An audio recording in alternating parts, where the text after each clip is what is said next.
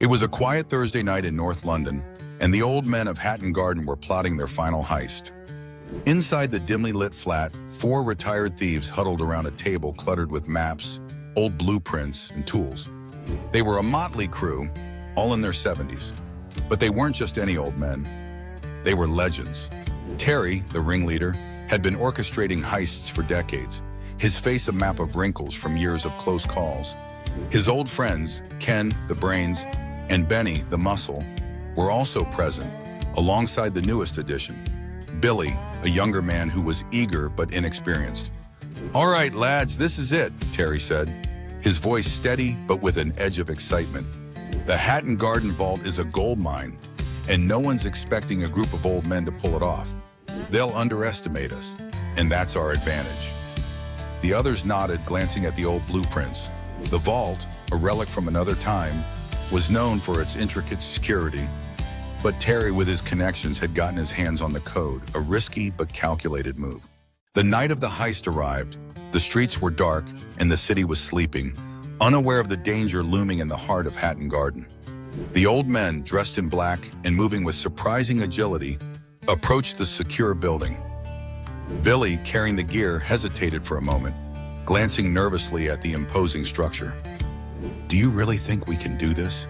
he whispered, his voice shaky. Terry shot him a look. "You just follow my lead, kid. We've done this 1,000 times. Just focus." Inside the building, the group bypassed the first layer of security with ease. They knew their way around. The plans had been studied meticulously. But as they approached the vault, the tension was palpable. 30 minutes, Terry whispered. "Then we make our move."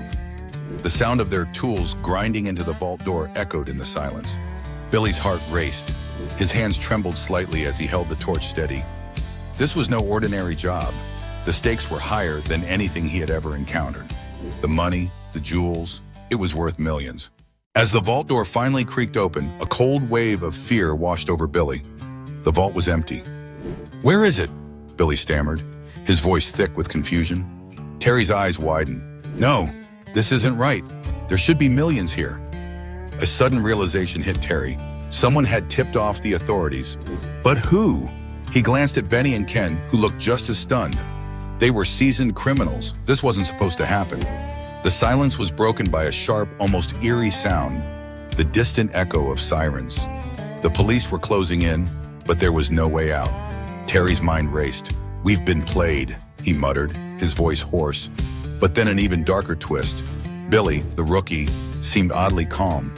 His expression didn't match the chaos unfolding around him. He slowly turned to Terry, a glint of something malicious in his eyes.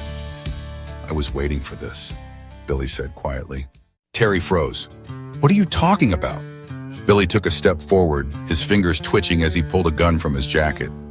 "You thought I was one of you, but I've been working for someone else. Someone you don't want to know." A cold chill ran down Terry's spine. "You're a rat?" Billy didn't answer. Instead, he pulled out a photo of Terry, Ken, and Benny, with a man they had never seen before. "You've been played. This isn't about the money. It's about you." Suddenly, the lights flickered, and the sound of police footsteps could be heard in the corridor.